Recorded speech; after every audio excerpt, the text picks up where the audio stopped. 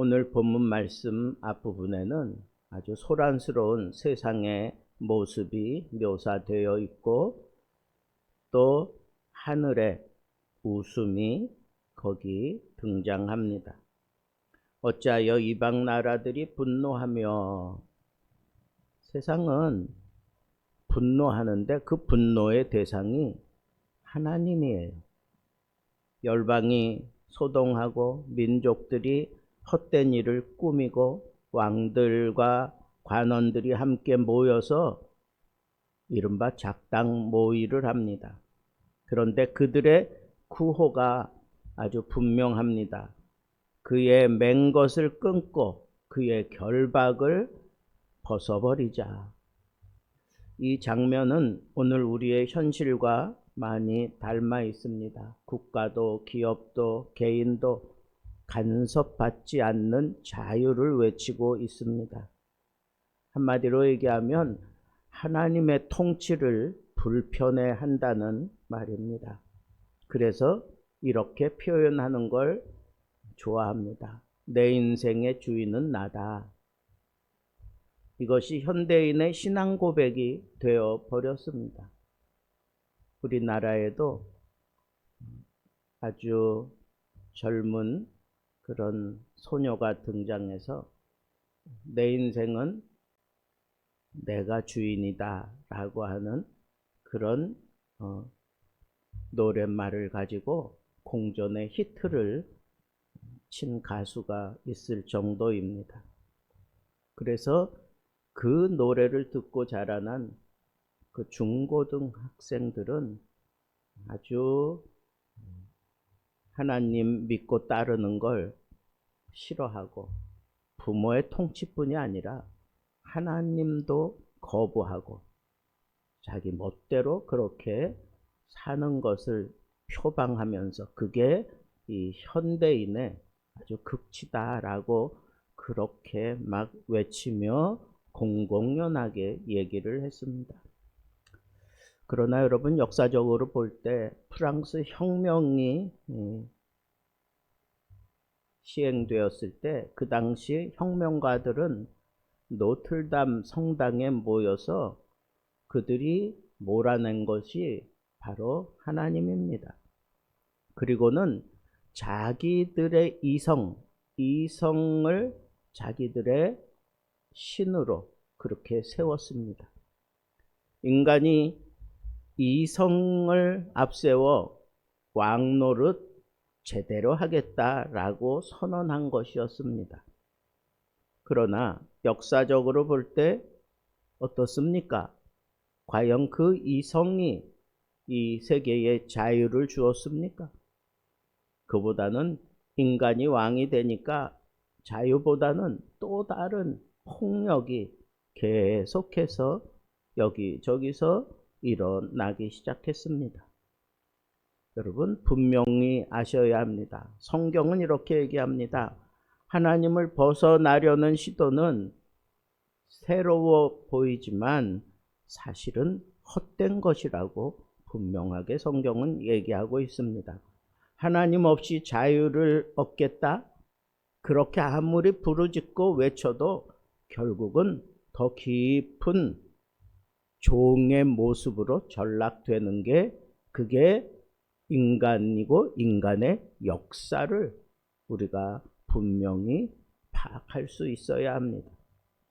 이러한 모습에 대해서 4절부터 6절에 보니까 하나님이 웃었다. 하나님이 웃었다. 이 웃음은 가벼운 농담의 웃음이 아닙니다.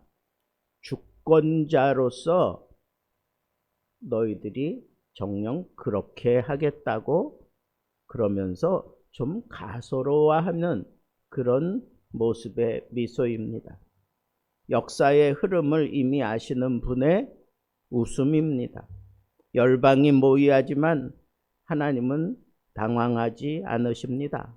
정치가 흔들려도 경제가 요동쳐도 교회가 작아 보여도 하나님은 여전히 보좌에 앉아 계십니다.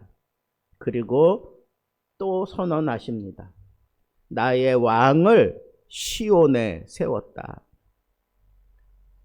여기 역사적으로 그 시온의 왕을 대표하는 분이 다윗이지만 신약은 이 시편을 받아 읊으면서 하나님이 시온에 세운 왕, 그분이 바로 예수다라고 하는 것을 분명하게 외쳤습니다.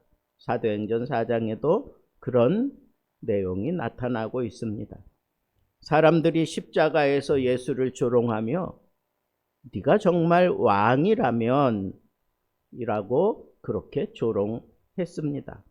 그렇지만 하늘은 바로 그때 하늘의 즉위식을 준비하고 있었던 겁니다.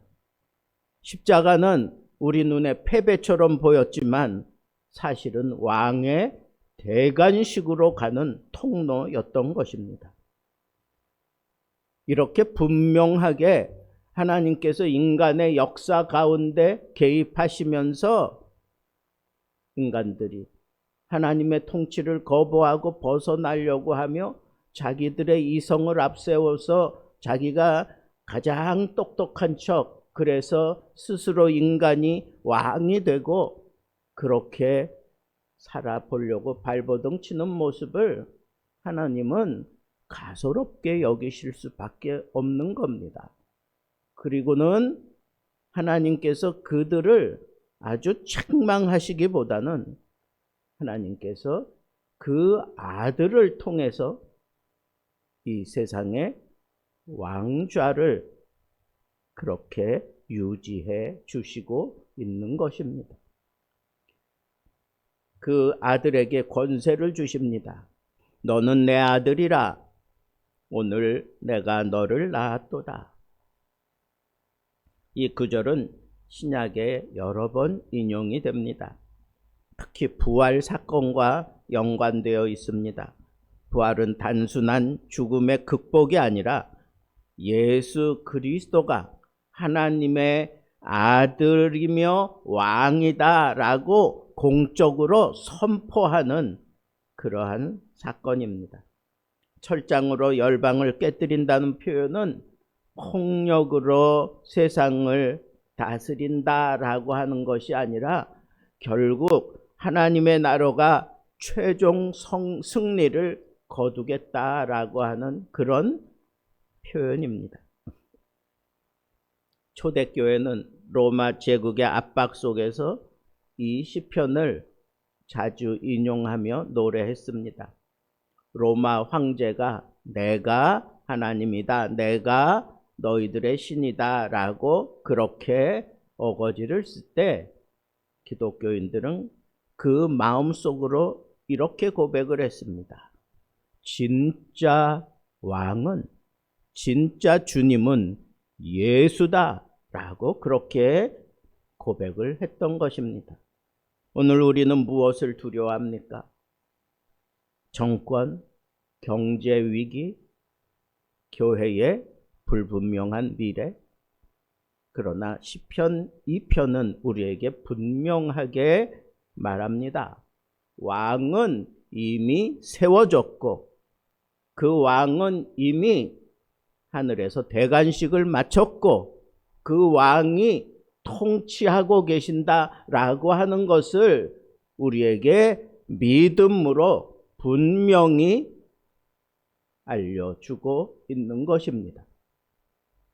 그래서 우리가 신앙 고백을 하면서 예수 그리스도를 영접한 사람들이 그런 고백을 할 때 바로 이 고백을 함께 하는 겁니다. 내가 죄인임을 고백하고 그리고 주님이 나의 주님이 되셨다라고 고백을 하며 그러기에 그분의 통치를 받으면서 내 남은 삶을 그분께 맡기고 그분이 통치하시는 대로 살아가겠습니다 라고 그렇게 고백을 하는 것입니다. 그런데 그런 고백을 하고 난 이후에 지혜롭게 선택을 했으면 지혜롭게 사는 모습을 보여주어야 합니다. 그게 쉽지 않지만 그러나 그 모습을 보여주는 게 그게 믿음 생활이에요. 그게 이 세상에 가장 강력하게 진을 치고 세상과 마주하며 이 믿음을 지켜가는 그런 모습이다라고 하는 겁니다. 10절부터 12절에 보면 마지막 경고이면서 초청을 합니다. 여호와를 경외함으로 섬기고 아들에게 입맞추라. 우리 주님은 섬김 받아야 될 주예요. 왕이십니다. 그렇다면 우리 주님을 섬기는 우리의 가장 아름다운 모습은 뭔가? 그의 발에 입맞추는 거예요. 은유적인 묘사지만 이것은 그분의 통치를 따라 살겠다는 겁니다. 조나단 에드워드는 이렇게 말했습니다. 하나님 안에서 기뻐하는 것이 인간의 가장 큰 자유다라고 그렇게 말했습니다. 참된 기쁨은 왕을 인정할 때 옵니다. 그 왕의 통치를 받을 때 참된 기쁨이 유지가 되는 것입니다. 그에게 피하는 모든 사람은 복이 있도다.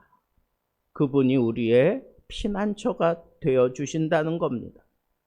여러분, 이 세상 살면서 많은 위협을 당할 수 있고 많은 어려움을 당할 수 있습니다. 그러나 그때 예수께 피할 수 있는 그런 믿음을 가지고 사셔야 합니다. 그 예수께로 피하는 모습이 우리가 주님 계시는 성전에 와서 눈물로 펑펑 이 아픔을 쏟아내기도 하는 것이고, 그분께 피하는 것이 세상의 유혹과 핍박을 뒤로 하고 예수 그리스도 안으로 들어오는 것이고, 그분께 피하는 것이 이 세상의 난리와 소문을 들을 때 그분 안에 들어가서 아주 평안함을 누리며 살아가는 것입니다. 내 삶의 왕자를 점검해야 합니다. 내가 통제하려는 영역은 어디입니까? 돈입니까? 자녀입니까? 사역입니까? 명예입니까? 거기서 내려와야 예수로 말미암는 평안이 내게 역사합니다. 세상의 소란에 흔들리지 마십시오. 뉴스는 시끄럽지만 하늘은 고요합니다. 하나님의 통치는 계속 진행되고 있습니다. 우리가 해야 되는 모습은 그분을 왕으로 우리가 받아들이고 그분께 입맞추는 겁니다. 개인적인 순종으로 내 삶을 주님께 입맞추며 살아가는 것이 가장 안전하고 가장 평화로운 삶의 모습입니다. 우리의 신앙은 추상적이어서는 안 됩니다. 구체적으로 만들어야 합니다. 정녕 주님이 나의 주님이 나의 통치자가 되신다라고 우리가 믿는다면 그런 모습을 아주 담대하게 보여주며 살아야 할 것입니다. 말씀을 맺겠습니다. 오늘 시편 2편은 우리에게 묻습니다. 누가 진짜 왕인가? 세상은 여전히 소리치지만 하늘은 이미 선언하셨습니다. 왕은 세워졌습니다. 그 이름은 예수입니다. 오늘 우리는 선택하며 살아야 합니다. 대적할 것인가, 피할 것인가, 거역할 것인가, 입맞출 것인가. 그에게 피하는 자는 복이 있도다. 이 말씀을 붙들고 이 말씀을 선택하고 예수 그리스도의 통치 안에서 살아가는 것이 이 세상에서 가장 큰 지혜고 능력이고 힘입니다. 이 왕의 통치 아래 들어가는 순간 두려움은 사라지고 평안이 임할 것입니다. 여러분들의 진짜 왕이신 예수가 오늘도 이 거룩한 성일 성전에 모여서 예수 그리스도의 이름을 찬미하며 예수 그리스도의 통치 아래서 진정한 평안을 누릴 수 있는 복된 날이 되기를 우리 주님의 이름으로 축복합니다.